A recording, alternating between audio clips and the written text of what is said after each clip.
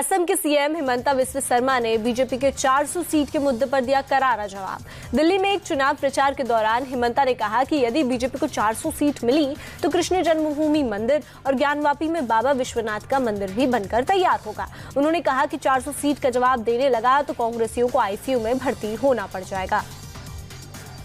मैं इसलिए कांग्रेस को बताना चाहता हूं कि हमें 400 सीट क्यों चाहिए। अगर हम बोलते जाओ तो आपको आईसीयू एडमिट होना पड़ेगा, आपको अस्पताल जाना पड़ेगा, इससे कोई और उपाय नहीं है। कांग्रेस लोग हम लोग से पूछते रहा भाई आपको 400 सीट क्यों चाहिए, तो मेरा दिमाग में लगा इसका जवाब भी होना चाहिए। तो मैंने सुबह कांग्रेसियों को बोला कि भाई देखो, जब हमारा 300 सीट था हमने राम मंदिर बनाया, अभी हमारा 400 सीट होगा, मथुरा में भी कृष्ण जन्मभूमि बनेगा और ज्ञानवापी मस्जिद का जगह में बाबा विश्वनाथ का बड़ा भव्य मंदिर बनेगा। तो अब हमें सीट देते रहिए और मुगलों ने जितना कारनामा करके गया था हम लोग सब साफ करते करते चला जाऊंगा। भारत को साफ करने का भी बहुत कुछ बाकी है ना। सीएम हिमंता बिस्वा शर्मा ने 400 सीट के बारे में बताते हुए पीओके का भी जिक्र किया। उन्होंने कहा कि यदि बीजेपी को 400 सीट मिल गई तो पीओके भी भारत में मिल जाएगा और इसकी शुरुआत हो चुकी है। जब कांग्रेस का शासन था हम लोग को यह बताया गया था कि एक प्रकार से कश्मीर भारत में भी है, पाकिस्तान में भी है। हमारा संसद में कभी इसका चर्चा नहीं होते थे कि जो कश्मीर पाकिस्तान का साथ है वो ऑक्युपाइड कश्मीर है, एक्चुअली वो हमारा है। अभी 7 दिन से कश्मीर से पिक्चर आ रहा है, पाक ऑक्युपाइड कश्मीर से हर दिन वहां एजिटेशन हो रहा है और लोग भारत का तिरंगा पताका हाथ में लेके हर दिन आंदोलन कर रहे हैं पाकिस्तान का खिलाफ। वो देख के मेरा ये भी लगता है कि वो शुरुआत है। मोदी जी को 400 सीट मिलेगा तो पाक ऑक्युपाइड कश्मीर भी भारत का ही हो जाएगा।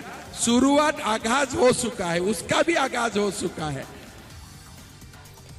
प्रधानमंत्री नरेंद्र मोदी ने मंगलवार को वाराणसी से नॉमिनेशन किया। नॉमिनेशन से पहले पूरी विधि विधान से पूजा पाठ कर मां गंगा की आराधना की, उनकी आरती उतारी। मोदी ने कहा कि कोई कुछ भी कहे लेकिन उन्हें पूरा यकीन है कि ईश्वर ने उन्हें खास काम के लिए भेजा है और वो इस कार्य को पूरा करके रहेंगे। भारत को फिर सोने की चिड़िया बनाएंगे। मुझे क्षमा करे देशवासी, मैं जो कहने जा रहा हूं वो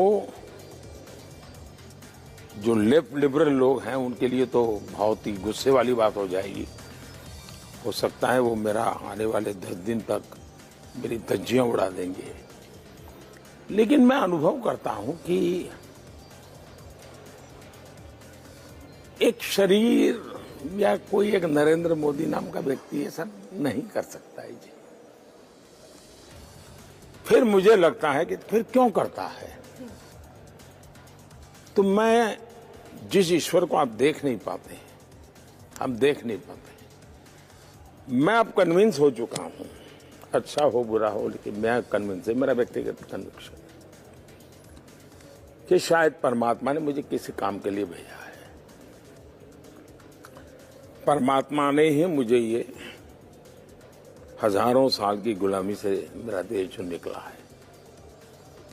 वो अब सच्चे अर्थ में समृद्धि की तरफ जाए, जैसा एक कभी सोने की चिड़िया कहा जाता था। मेरा देश फिर से एक बार ऐसा बने।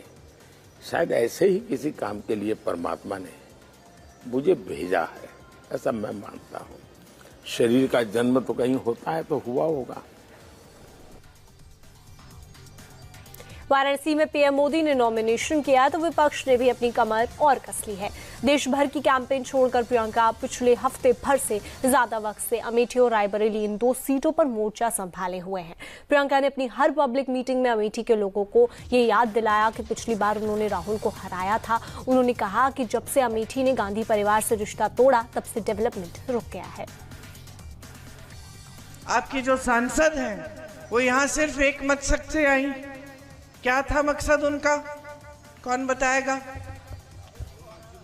राहुल जी को हराना, उनका एक ही मकसद था कि यहाँ आकर राहुल गांधी के खिलाफ चुनाव लड़ेंगी और राहुल गांधी को हराएंगी। यही मकसद था। इस मकसद के लिए उन्होंने तमाम झूठ फैलाए। हमने आपके लिए वो समूह की परियोजना शुरू की थी, महिलाओं के लिए, बहुत महिलाएं उसमें थी। उन्होंने कहा हम उसके जरिए आपसे जमीन लूट रहे हैं। सारा पूरे देश में फैला लिया कि हम जमीन लूटने के लिए ये परियोजना बनाई।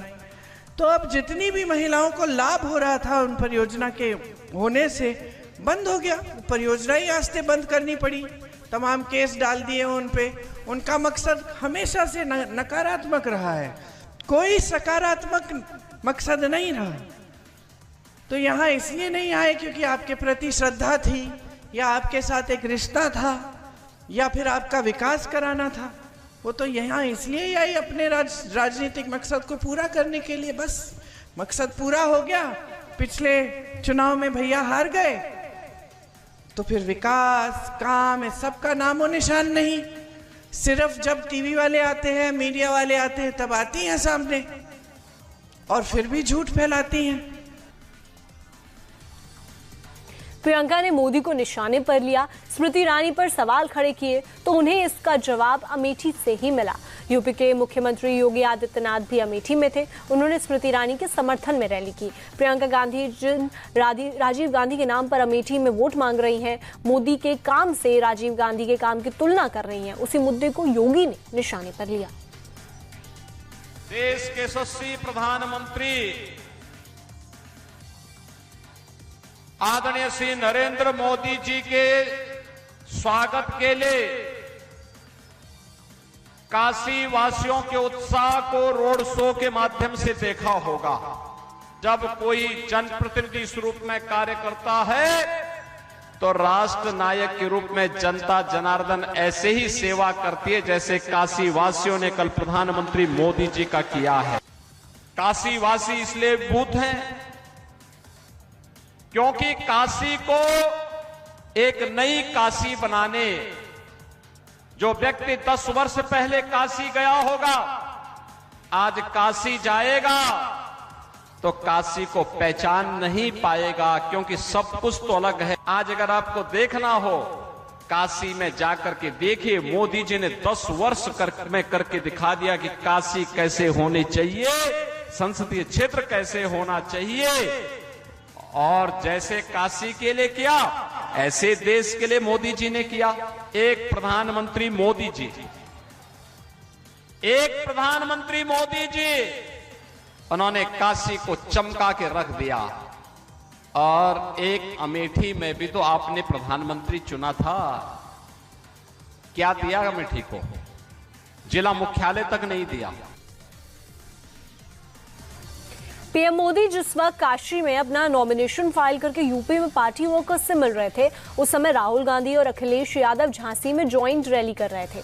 चूंकि वो बुंदेलखंड में थे, इसलिए उन्होंने मोदी को घेरने के लिए डिफेंस कॉरिडोर का मुद्दा उठाया और मोदी पर साफ साफ इल्जाम लगाया कि उन्होंने डिफेंस कॉरिडोर के नाम पर लोगों को मूर्ख बनाया, लोगों की जमीन लेकर अडानी को दे दी। भाई और बहनों, यहाँ डिफेंस कॉरिडोर के लिए जमीन ली गई। आपको वायदा किया गया था कि यहाँ पे डिफेंस मैन्युफैक्चरिंग शुरू होगी, हुई नहीं। अदानी जैसे लोगों को जमीन दी मगर यहाँ पे कुछ मैन्युफैक्चरिंग शुरू नहीं की, कोई फैक्ट्री शुरू नहीं की। आपका यहाँ पे नरेंद्र मोदी ने, अमित शाह ने बेवकूफ बनाया है। ये सच्चाई है भाई और बहनों। टेम्पो लिए घूम रहे हैं सारे बीजेपी के लोग, एयरपोर्ट पकड़ा दिए, रेलवे बेच रहे हैं, इंफ्रास्ट्रक्चर दे दिया, डिफेंस इंडस्ट्री दे दी, सारा का सारा